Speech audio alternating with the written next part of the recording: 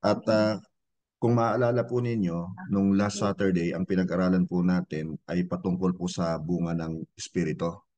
At ang kauna-unahang bunga ng Espiritu ay pag-ibig. Ito po yung matatagpuan natin sa aklat ng Galatia chapter 5 verse 22. Subalit ang bunga ng Espiritu ay pag-ibig. Tapos sinundan na lang po ng iba pa tulad po ng kagalakan, kapayapaan, katyagaan, kabaitan, kabutihan, katapatan, kahinahunan, at pagpipigil sa sarili. Ano po? So, ang bunga ng Espiritu ay malinaw na salungat sa hilig po at gawa ng laman. Ito po yung napag-aralan din natin as a review. Ito po yung magkakaroon lamang ng kaganapan kung talagang pagsusumikapan nating maging ganap ayon po sa Filipos chapter 2 verse 12. At syempre, lumakad po tayo na pinangungunahan ng Holy Spirit. So, dalawa po yung katanungan natin na tinalakay before. Ano ang layunin ng Diyos sa pagkakaroon natin ng bunga ng Espiritu at lumakad sa Kanya? At ang ikalawa po, ano ang pag-ibig na tinutukoy dito at bakit kaya ito ang unang bunga ng Espiritu?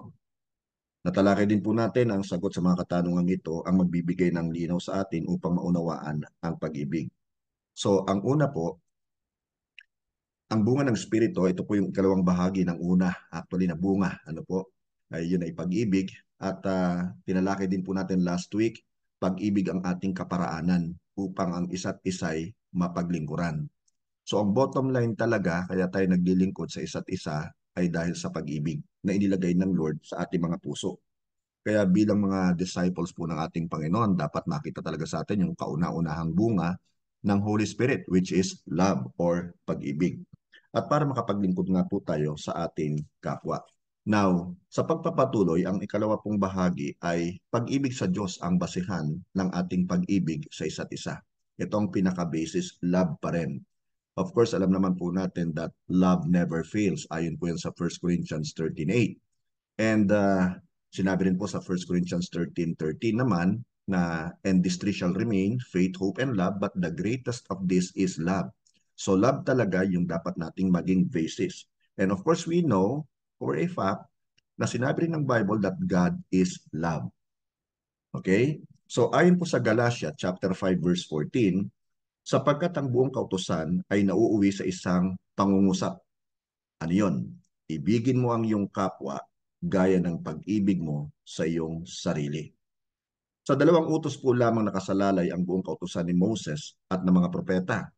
Yan po ay sinagot ni Jesus nung siya po ay tinanong kung maisa-sum up niya, actually, o maisa-summarize niya, yung law of prophets and even the law of Moses.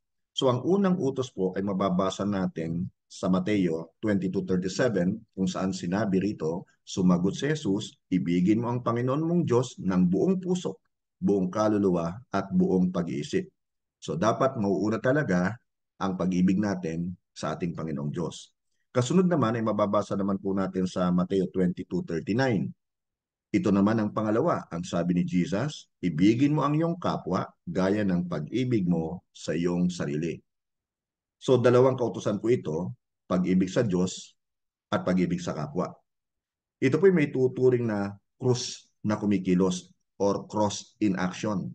Dahil ang dalawang linya ng krus, yung pong patindig at pahalang, yung vertical at saka horizontal, ay sumisimbolo po ng hindi mapaghihiwalay na antas ng pag-ibig.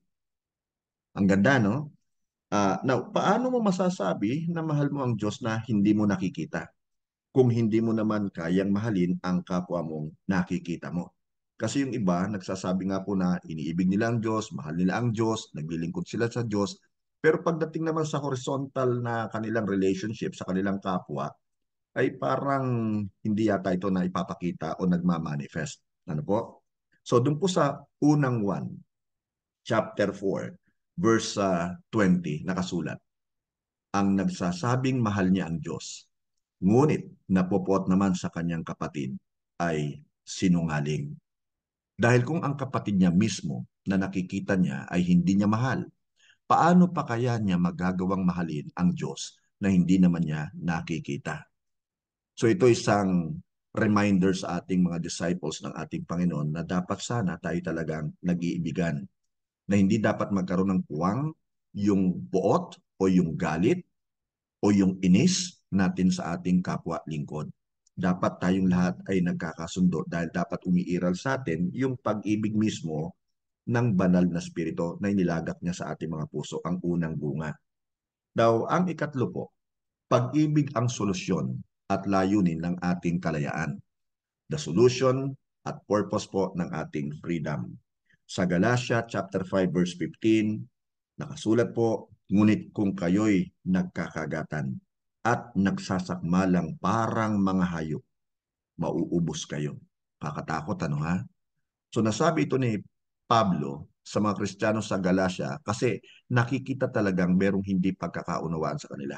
Nag-aaway-away sila. Ang worst, nagbabakbaitan sila. Ang ibig sabihin, pag magkaharap, maganda ang pakikitungo, maganda ang mga sinasabi, maganda ang ipinakikita, pero once nakatalikod na, ay nasisiraan na o nagsisiraan na pala. Hindi po magandang katangian ito. Dapat ito ay iwaksi natin sa ating mga puso, sa ating mga isipan. Kung talagang tayo ay nasa Panginoon, kung talagang tayo ay itinuturing natin nasa isang team, ano po, Team Jesus tayo, dapat iwaksi natin, alisin natin ang mga ganitong uri ng karakter. Hindi dapat ito makita sa atin. Huwag tayong magkagatan, huwag tayong magsakmalan, na inhalimbawa pa ni Apostol Pablo sa mga hayop. Hindi naman po tayo hayop, yan po. Tayo yung mga anak ng Diyos. Now, of course, doon sa ibang version, nakasulat po doon, at nilagay ko rin dito, mag-ingat kayo at baka tuluyan yung sirain ang isa't isa. Well, of course, hindi po yan galing sa puso ng Lord. Ang tawag dito, itong paninira sa isa't isa, di ba yan po ay galing sa Diablo. Okay? Walang pag-ibig dyan. Kaya maging maingat po tayong mabuti sa iniisip natin, sa sinasabi natin, sa pagkikitungo natin sa ating kapwa lingkod ng Panginoon. And of course, sa Galatia 5:22a, nakasulat po, subalit ang bunga ng Espiritu ay pag-ibig. Yun ang number one. Now, ang kagatan po at sakmalan na binanggit ni Pablo rito ay larawan ng kawalan ng pag-ibig sa isa't isa sa pagitan ng mga Kristiyano sa Galatia. Pero ang malungkot na katotohanan hanggang sa ngayon, sa panahon natin ngayon, ay umiiral pa rin ito. Kaya dapat talaga magpaalalahanan tayo. Magmahalan tayo ng tunay na pagmamahalan. Doon po sa aklat ng Galatia, chapter 5, verses 19 to 21, meron pong apat na kategorya doon ng 15 kasalanan sa ilalim ng hilig ng laman. Ang pinakamarami o 8 po rito, to be exact, ay nasa kategorya po ng tunggalian o labanan o yung tinatawag na rivalry. Okay? Nag-aaway-away. Atin pong basahin sa Galatia chapter 5 verses 20 yung second part hanggang sa 21a yung first part. Okay? Ito po yung 8, pagkapuot. I-identify natin kasi dito kumikilos ang Diablo na minsan hindi po natin na-realize o hindi tayo nagiging kumbaga wary dito. Ano po? Hindi tayo nakakapagbantay. Pagkapuot, pag-aaway-away, pagsiselos, pagkakagalit, at kasakiman, pagkakampi-kampi, at pagkakabaha-bahagi. At yung huli, pagkainggit. Matindi, no? So ating i-identify itong mga ito sapagkat nasa likod namang ito ang puwersa ng Diablo. Ang nais ng Diablo, mapuot tayo sa isa't isa. Mag-away-away tayo. Magkaroon ng selusan.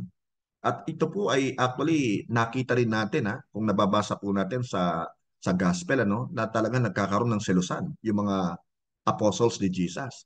So hindi po ito actually ngayon lamang o bihira. Yung pagkakagalit-galit at yung kasakiman, pagkakampi-kampi at pagkakabahabagi. Pati yung inggit na banggit po rito. Alam naman po natin na yung inggit pumapatay yan di ba?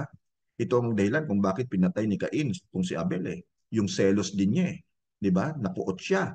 Magkakamag-anak ito itong 8 ito. Kaya maging maingat po tayo sa mga bagay na ito. Dapat pag napansin na natin na pumapasok ito sa ating puso o sa ating isipan, agad na nating ikat.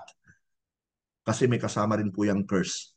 Ano po, at hindi natin masasabi pero nagagamit po talaga tayo ng Diablo kapag ka pumasok sa atin ang 8 ito sa ating mga puso.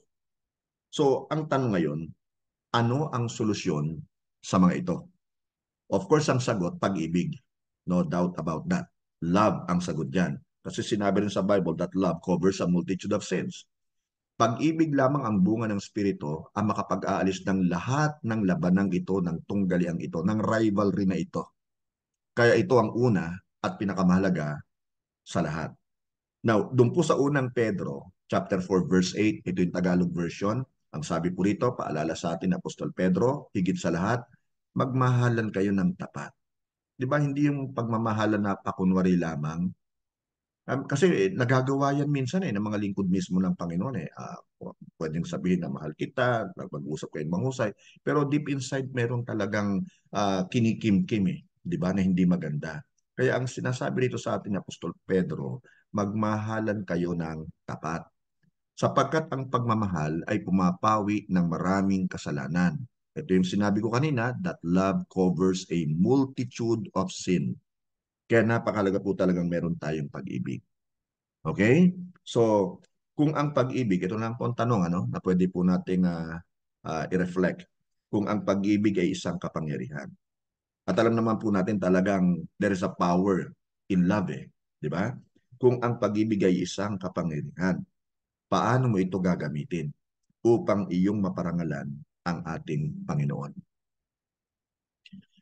Heavenly Father, kami po ay nagpapasalamat sa gabing ito sa maikli pong itinuro mo sa amin at reminder sa amin na talagang kailangan naming magkaroon ng genuine kind of love as your disciples, Panginoon.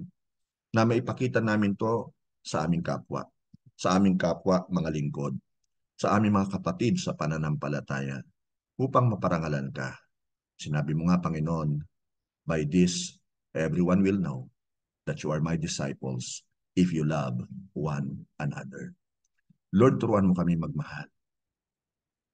Alisin mo, Panginoon, yung galit, yung inggit, yung selos, yung pagmamataas sa amin.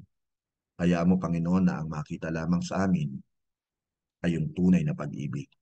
Salamat po ng marami, Panginoon, sapagkat minumulat mo kami sa katotohanan ng ikaw ang pag-ibig at kailangan naming umibig ng unconditionally. Kailangan naming ibigin ang aming kapwa, Panginoon, ng tunay, O God.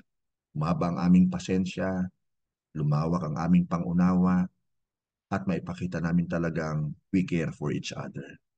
Lord, bless each one of us. Maging handa po kami, Panginoon, sa mga ipapagawa mo sa amin ng merong pagmamahal. We bless you again and we thank you. In Jesus' name we pray. Amen and amen.